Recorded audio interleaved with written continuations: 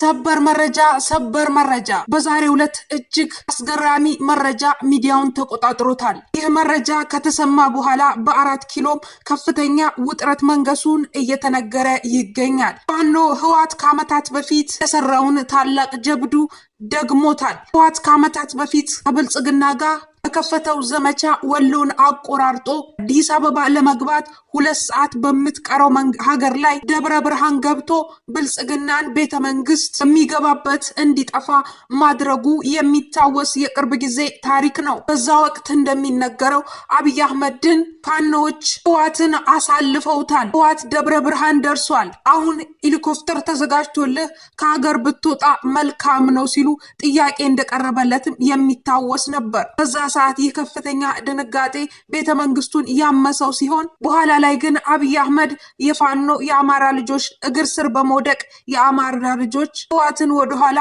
መክተው እንዲያባረሩት ረድተውት ህወሓት ወደኋላ ተንኮታክቶ ተመልሶ አብይ አህመድ በአማራ ልጆች ድጋፍ እንደተረፈ የሚታወስ ነው። አሁን ላይ ግን የአማራ ህዝብም ፋኖም በአብይ ላይ ተነስቶ ድሮ የሰጠውን ፍቅርና ወዳጅነት መስዋዕትነት አንስቶ አብይ አህመድ የአማራን ህዝብ ከድቶ ከአማራ ጋር ተጣልቶ ፋኖን የአማራ ልጆችን እየደበደበ ጊዜ ታሪክን ቀይሮ ፋኖ ወደ ትግሉ ከገባ ዳግም ዓመታት ተቆጠረ።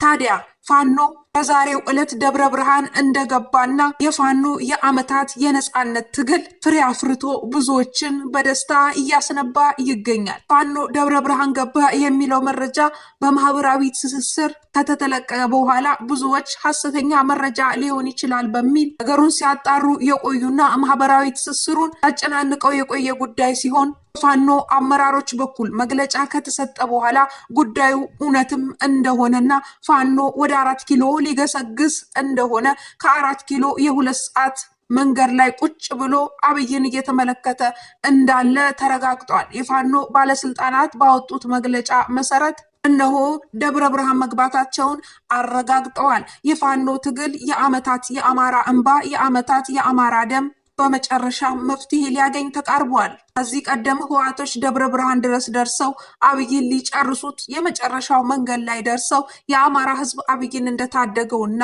መስዋዕት ከፍሎ ህወሓትን ወደኋላ እንዳባረረለት የሚታወስ ነበር። አሁን ግን ራሱ ፋኖ ወደዚህ ገስግሶ መጥቷል።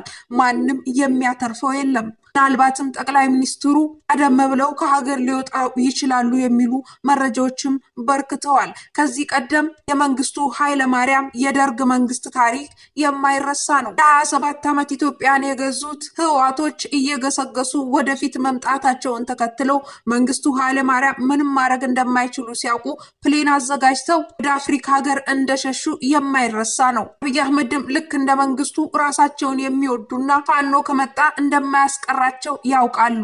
ታዲያ ብዙዎች እየተናገሩ እንደሚገኙት በቅርብ ሰዓታት ውስጥ አገር ለቀው ሊወጡ ይችላሉ የሚሉ መረጃዎችን በርከት ብለዋል። ፋኖች ደብረ ብርሃንን ተቆጣጥረው በፋኖ እጅ ውስጥ ገብታ እነሆ እነዘመነ ካሴ ደብረ ብርሃን ቁጭ ብለዋል። ደብረ ብርሃን ደርሰዋል። በአዲስ አበባ የ2 ሰዓት ርቀት ላይ ቁጭ ብለው ይገኛሉ። የፋኖ ትግል በመጨረሻም ፍሬ አፍርቶ እነሆ 4 ኪሎ ሊዘልቁ ነው። የማይታሰበው ሆነ። ህልም የሚመስለው አስደናቂ ጀብዱ ተፈጸመ።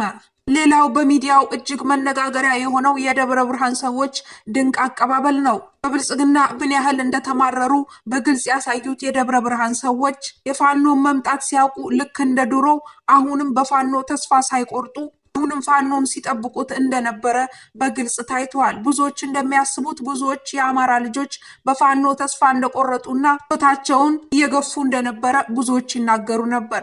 ነገር ግን ነገሩ ሌላ ነው። አሁንም የአማራ ልጆች በፋኖ ተስፋ አልቆረጡም። በነዘመነ ካሴ ተስፋ አልቆረጡም ነበር። አሁንም እነ ፋኖ ወደ ከተማው ዘልቆ መግባታቸውን ሲመለከቱ ለነዘመነ ካሴ ከፍተኛ አቀባበል በማድረግ እነሆ ጀግኖቻችን መጡ፣ ጀግኖቻችን ገቡ በሚል ታላቅ አቀባበል አድርገውላቸዋል። ይህ አቀባበላቸው በማህበራዊ ትስስር እንዲሁም በቲክቶክ ከተሰራጨ በኋላ እጅግ መነጋገሪያ ሆኗል። የደብረ ብርሃን ህዝብ ህይወቱን መስዋዕት አድርጎ አልፈራም ብሎ ፋኖን በከፍተኛ አቀባበል ተቀብሎታል። ይህ ደግሞ ለነዘመነ ካሴ እጅግ አስደሳች ነው ተብለዋል። አሁንም የአማራ ህዝብ በእነሱ ተስፋ እንዳልቆረጠ ሁሌም ተስፋ እንዳለውና በእነሱ እምነት እንዳለው አሳይቷቸዋል። ይህ ለመከላከያ ታላቅ ውድቀት ነው። ለነዘመነ ካሴ ወታደሮች ደግሞ ታላቅ ስንቅ ይሆናል፣ ታላቅ አቅም ይሆናል ተብሏል። የፋኖ ታጣቂዎች እጅግ ተደስተው ታላቅ አቀባበሉ በደብረ ብርሃን ህዝብ የተደረገለትን አቀባበል ሲመለከት ቆይቷል። አሁንም ለካ የአማራ ህዝብ በእኛ እምነት አለው፣ አሁንም ለካ በእኛ ተስፋ አለው፣ አሁንም ለካ የአማራ ህዝብ ከጎናችን ነው በሚል ነዘመነ ካሴ በከፍተኛ ደስታ ውስጥ ይገኛሉ ተብሏል። መንግስት እስካሁን በጉዳዩ መግለጫ ለመስጠት ባይፈቅድም እነሆ ፋኖ ደብረ ብርሃን መግባቱ ተረጋግጧል። መንግስት እርግጥ ነው በሚዲያ መረጃው እንዳይወጣ የሚችለውን ነገር ቢያደርግም ኋላ ላይ ግን ጊዜው የሚዲያ መሆኑን ተከትሎ የቴክኖሎጂ ዘመን መሆኑን ተከትሎ ባጭሩ ለፋኖ ደጋፊዎች መረጃው እንደ ጉድ ደርሷል።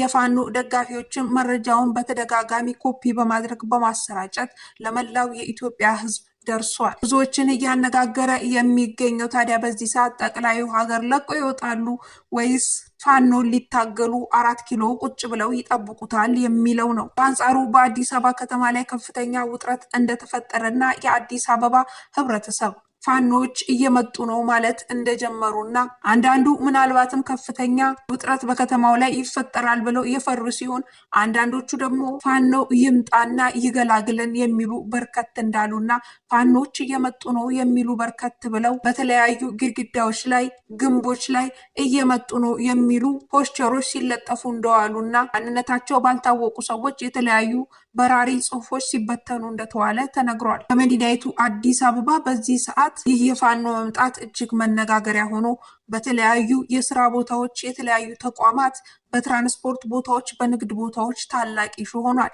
ይህ ደግሞ ለመንግስት ታላቅ ራስ ምታት ነው እየተባለ ይገኛል። አርበኛው ዘመነ ካሴ ከወራት በፊት ከምርጫው በፊት 4 ኪሎ ዘልቀን እንገባለን፣ የ2018ቱን 7ኛ ዙር አገራዊ ምርጫውንም እናስቆማለን ማለቱ ቃል መግባቱ ማርያምን እመኑኝ እየገሰገስኩ መጣለው ብሎ ጀግናው ቃል መግባቱ የሚታወስ ነው። አርበኛው ዘመነ ካሴ ጀግናው የህዝብ ልጅ ቃሉን ፈጽሞ ያለውን አድርጎ እነሆ በአዲስ አበባ በ4 ኪሎ 2 ሰዓት ርቀት ላይ በምትገኘው አዋሳኝ የአማራ ከተማ ቁልፍ ከተማን ተቆጣጥሮ ደብረ ብርሃን ይገኛል። ፋኖ ከምርጫው በፊት 4 ኪሎ ገባለው የሚለውን ዘመቻ በተግባር አሳይቷል። የመከላከያ ሰራዊቱን ከወራት በፊት በተለያዩ ግንባሮች በተመሳሳይ ሰዓት ውጊያ በመክፈት የመከላከያ ሰራዊቱን በማዳከምና አቅም በማሳጣት ፋኖ ልጆች ታላቅ ስራ የሰሩ ሲሆን በመሳሪያም በአቅምም እየተዳከመ በሞራልም እየተዳከመ የመጣው የመከላከያ ሰራዊት አቅሙ እየዛለ ሲመጣ ፋኖ አቅሙን ጠንከር አድርጎ አደራጅቶ ያንዳንዱን ምርኮኛና ቁስለኛ አድርጎ ረፍርፎ አልፎ ዳግም ደብረ ብርሃን ላይ ይገኛል። ፋኖ ይህንን ታላቅ ድል እንዲቀናጅ ያደርገው ዋናው አቅም የሆነለት የፋኖች አንድ መሆን ነው ተብሏል። ከዚህ ቀደም የፋኖች መከፋፈል አብይ ታላቅ ጠቀሜታ ሰጥቶት በስልጣኑ ላይ አመትን 2 አመትን እየጨመረለት ቆይቶ ነበረ።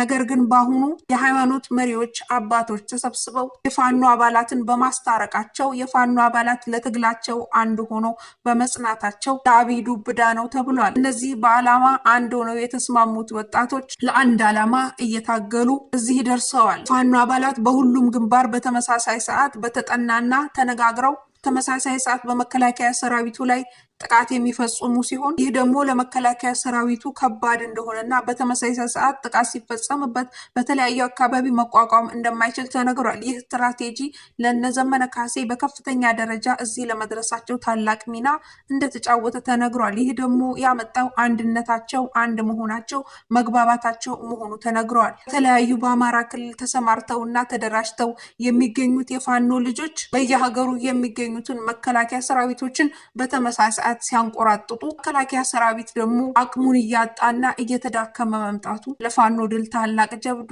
ታላቅ ሚና ተወጥቷል። ቀጣይ ምን ይፈጠራል የሚለው የብዙዎቹ የኢትዮጵያን እጅግ አጓጊ ጉዳይ ነው። ጠቅላዩ ሀገር ለቀው ይወጡ ይሆን ወይስ ይታገሉ ይሆን? ፋኖ ወደ 4 ኪሎ ይገሰግስ ይሆን የሚለው እጅግ አነጋጋሪ ነው። በዚህ ሰዓት በኢትዮጵያ ላይ ከዚህ በላይ ሊያነጋግር የሚችል ጉዳይ አይኖርም። የታላቅ ሀገራዊ ጉዳይ በቀጣይ የሚወጡትን መረጃዎች ከታማኝ ምንጮች ወደ እናንተ ለማድረስ እንሞክራለን። ለዛሬ በዚህ አበቃን። ቸር ቆዩልን።